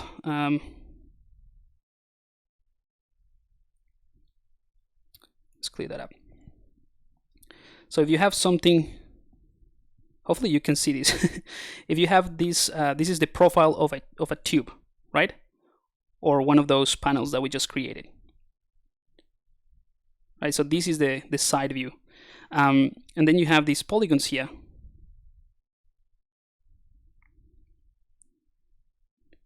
Right? Each one of these faces, they have a normal. So now it's facing this way, this way, this way, and this way. So all of this is going to be perpendicular to the normals that you don't see. They're perpendicular to the faces. So what the inflate does is to push or inflate those polygons along the normals. So ultimately what you end up with is this polygon goes, you know, in that direction, and because they're close together, or they're part of the same topology, you end up with this. So an inflated version. Hopefully that makes sense. All right, so what I'm gonna do is take all of them at the same time, take my inflate brush and tie them together like this. Actually, before I do that, I'm gonna enable dynamic so that I can see a better representation of, even though I'm using inflate, how they're gonna look when I subdivide them, and also turn off this polyframe. So inflate, there we go, and that's a little bit of padding there. If you want to exaggerate the amount of padding, I think these ones looks all right. They look all right, but you can take polish and keep polishing this a little bit more. Although, yeah, I think this looks all right. Okay, so there we have that padding, and I think in terms of sizing, it looks all right for this character. You can also take the move brush, now enable symmetry. Make sure in this case I don't have the AccuCurve enabled to maintain the shape, and then just give it a. Actually, before I do that, I forgot, we haven't given it the border. So before I continue, let's go ahead and do that. So I'm gonna go to the original that I had. Remember, we saved this before we did the other, you know, the paneling stuff. And I'm gonna go ahead and create a tube that goes around it. So for that, sorry about that. So for that, I'm gonna go ahead and frame this mesh. So this is pretty easy. I just go to the stroke palette click frame mesh, and I mean, you can play around with these switches, but actually let's play around with the switches. So if you leave the polygroup, it's just going to create that sort of curve along each curve, or sorry, each polygroup. So that potentially is another way to create those panels. So you can just let me just show you. So if I frame the mesh, this is another way. We can use the curve tube brush and then just click on these things, right, and generate the panels like this. That's another way to do it, maybe with less control. So what I'm looking for is to frame the mesh just around the side. So I'm going to turn off polygroups and increase edges so that it's only the border, right? Makes sense. And that's what I have. So now I have the curve tube brush, and the size of the tube will be determined by the size of the brush. I'm going to go for something like this. Click, and it's just going to be framed along the line, along the border. I think there's a, maybe turn off symmetry. There we go. If you leave symmetry on, it's actually going to create two tubes that are kind of like coplanar, so that might give you an issue. All right, so I'm going to click outside. Unfortunately, because we use any insert brush or curve brush, when you add it, it's going to automatically, by default, you can turn that off as well.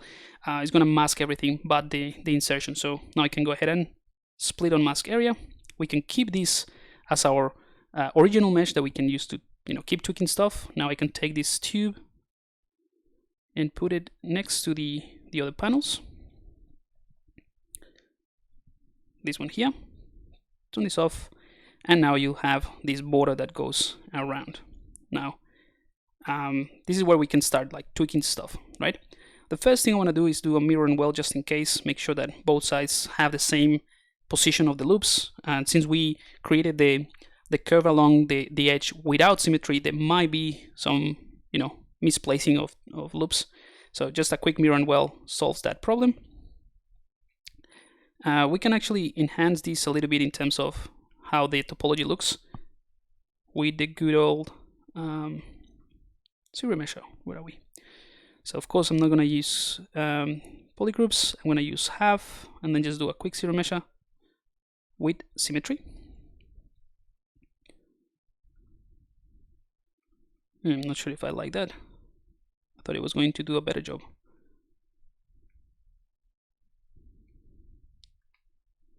Do it again.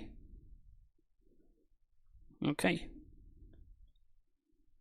That's actually not too bad. So you can actually do this a bit more manually as well. So we have those loops. We can delete those loops using the C modeler, but I'm happy with this as it is right now. All right. So it has kind of like a samurai look to it, this guy. So I kind of like it. And it's giving me some room here as well to play with the size of the head, which I wanted to do, and maybe push it a bit forward as well. So we'll do that before the end of the stream. We have about 10 minutes. But I just want to finish with this paneling stuff. So now that I have this, I'm going to also enable dynamic so that I can see a little bit how this looks. We can polish it as well.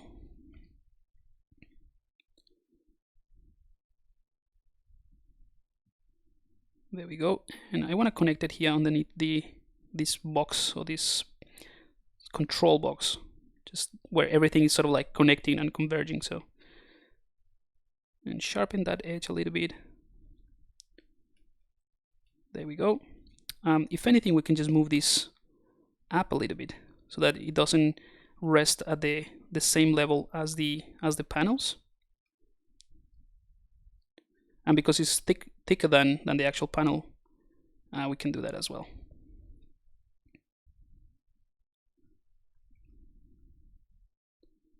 All right, and now I'm going to select the panels.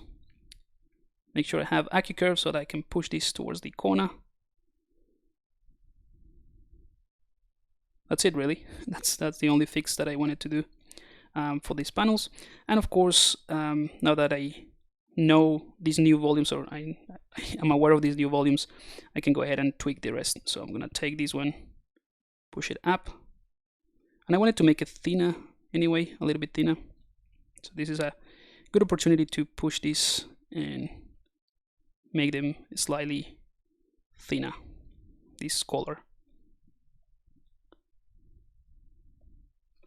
So hopefully you see that the process of refining this is very organic anyway.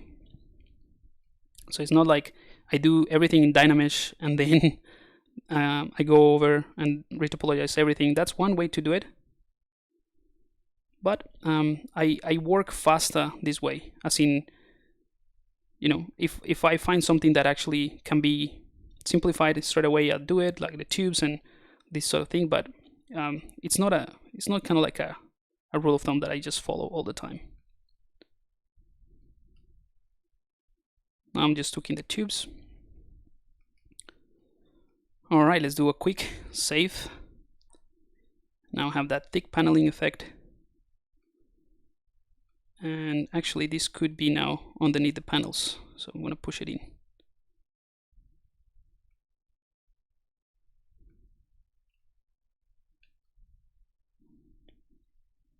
There we go. All right, so not a lot of progress today, but we cleaned up a few things, so I'm happy with that progress at least. I'm gonna go ahead and tweak the face, just you know, push it forward, maybe increase the size of the mouth. I don't know. In the last 5 minutes that I have, and then I'll go through some questions. So if you have something to put it in the chat, I'll go through it. So I'm gonna select the head.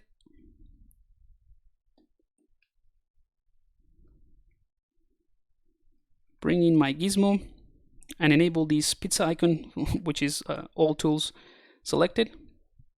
And I'm going to make sure holding Control and Shift, I select just the head and the eyes, which are different subtools at the moment. And that way I can move them together. Oops. I'm going to hold Control Shift, holding Alt, and I remove that subtool for the selection. And I can do something like this. Maybe a slightly larger head.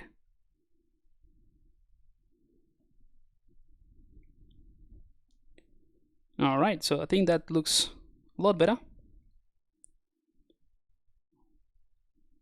I'm happy with that, and I'm gonna go ahead and push this down.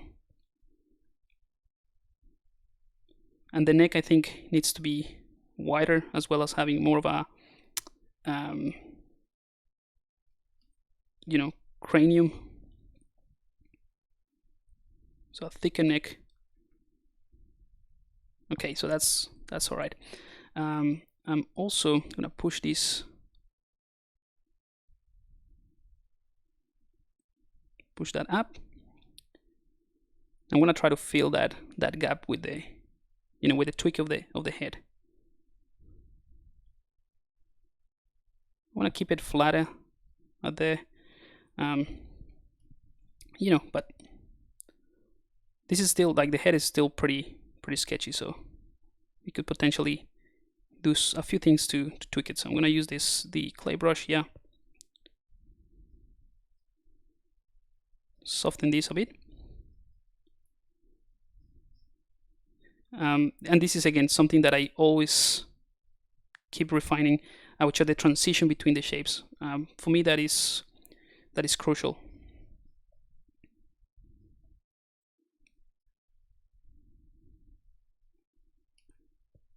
You know, just not adding, not just adding wrinkles for the sake of adding them. Like, if there is reason to add wrinkles, if there are between areas where the skin of a character will stretch, of a creature, then definitely, but otherwise there's no need.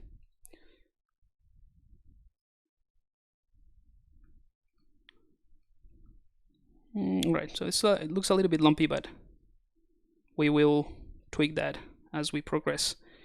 All right, so I feel that looks slightly better. Again, I'll do quick save, and let me just show you what we had before. I'm going to use pure ref for that. I'm going to turn off the chat 1 second.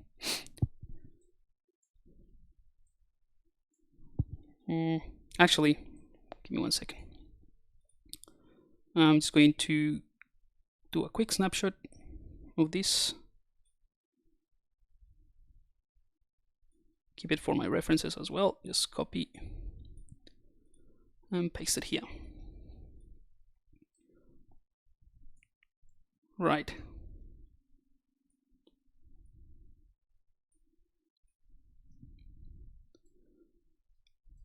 So that's kind of like the progress from today. We tweaked the proportions, and you see this one looks kind of like maybe too blocky, and now we started to get a more interesting character, more interesting silhouette, I guess. So yeah, hopefully today's stream was helpful. What I'm going to do for the next one is just to speed things up and just probably show you other techniques. I'm gonna go ahead and clean things up, hopefully, if I have the time, and then just continue from there, just to speed it up. Otherwise, this will drag into a few streams, which I don't want to do. We wanna keep this dynamic and work on different stuff. Alrighty, so I'm gonna leave it here, guys. Let me see the chat, and if you have any questions, I'm happy to answer them before I go. Thamer, I appreciate your work. No worries, man. I appreciate it. Appreciate you saying it. Thank you.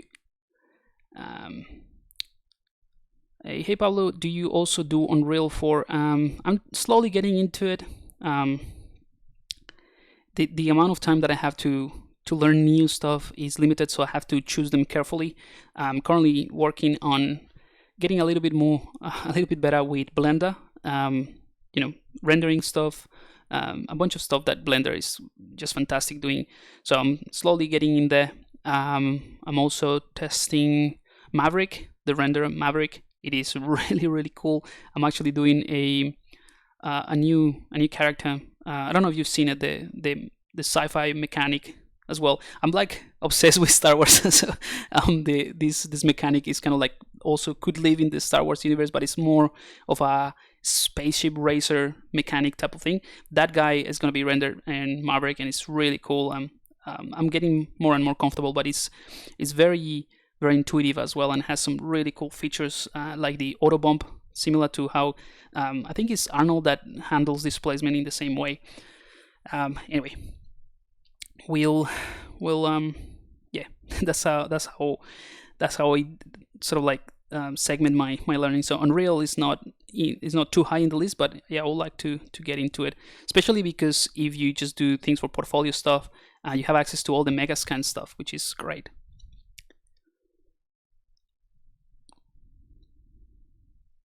Do you plan to polypaint this character here on the live stream? I can do some polypaint, yes. Yeah, I could do some polypaint.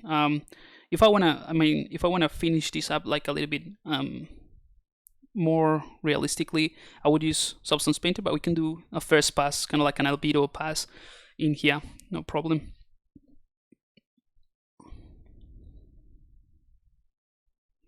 Uh, 60 people watching this live stream, and there are 30 thumbs up only. I don't know what that means. Just bought ZBrush, brilliant.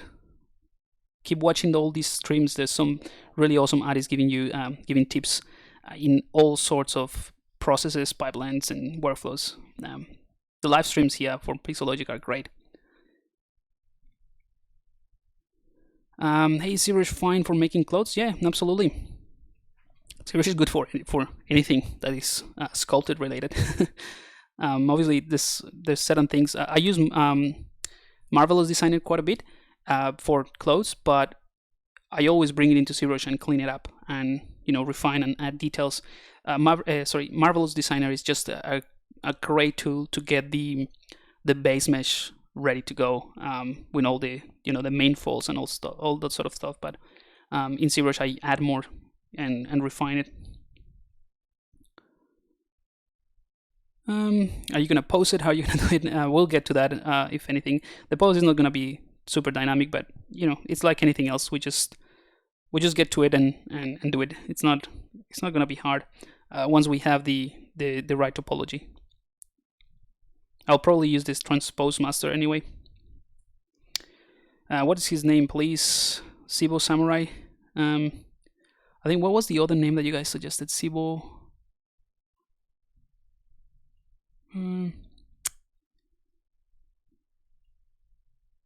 Toki. Sibo Toki. Maybe that could be a combination of it. It sounds almost like samurai-ish. Sibo Toki. Or Tuki Sibo. We'll call it Sibo Tuki or something.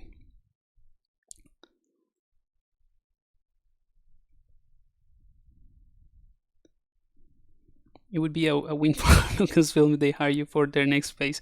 That'll be awesome. Yeah, I'm gonna keep doing Star Wars characters then, and get that in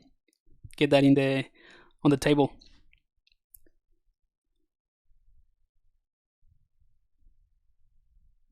All right, no worries, guys. So thank you so much for stopping by. I'm gonna leave it here. If you have more questions about this specific process, just save them for the next week. I'll be here and we continue working on this guy. So have a good week, guys.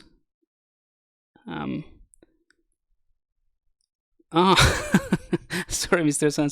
Samson. You were asking for the name of the guy who's going to render in Maverick. Hang on. What I just said is I'm gonna render another of my projects in Maverick. You're asking for the name of that guy character that I'm doing. The guy that is actually rendering is myself. So I'm gonna be rendering Maverick, but I'm gonna render a different project. I don't know if that answers the question. It doesn't have a name. If you go to my Instagram, you can see it there. I'll show you what I mean. Hopefully that is the hopefully that's what you're asking. If you go to my Instagram page, is this guy here. So this is going to be rendered in Maverick. So I was just testing some shaders. So this guy is kind of like the mechanic. You'll see the full body here. This is the character. This is the textures this is where I'm at right now, just texturing the suit. It's kind of like a racing suit mechanic type of thing that he's going to be wearing. So these three are kind of related. And the final render, I hope to do it in Maverick, because the lighting is and the subsurface scattering is so cool and really easy to get. Yeah, hopefully that answers your question. Cool. All right, guys. So have a good week, and I'll see you next week. And if you, for those of you who ask about the extra mile, it's still closed. But if you send me an email to pablo.munoz@3conceptartist.com, I can generate that link for you. Otherwise, you can wait until the June intake when I open it more publicly, and I, let everyone know from about it, and then you can join there as well.